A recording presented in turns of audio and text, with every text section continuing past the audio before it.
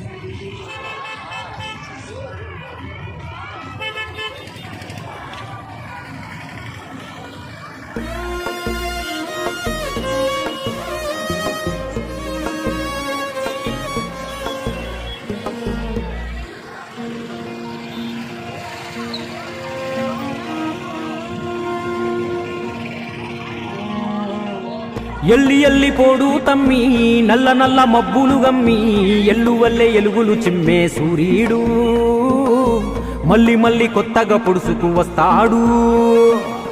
శిఖరమంతా ఎదిగిన వాడు నేల మీద కూసున్నాడు. జనము గుండె చప్పుడు తెలిసిన గొప్పోడు. జాతి మేలు గోరి తప్పున పడ్డాడు.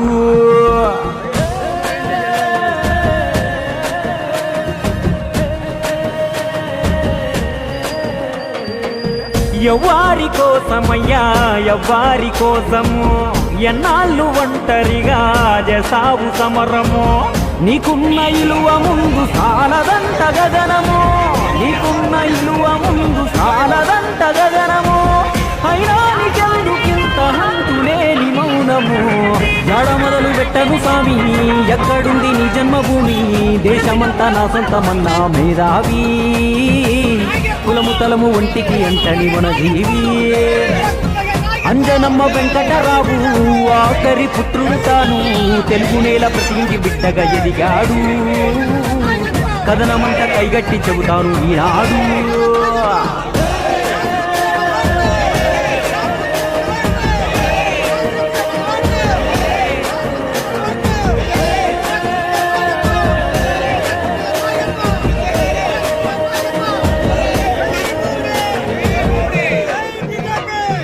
బల్లోకెళ్ళే చదువంటే నా కొల్లదు అన్నాడే.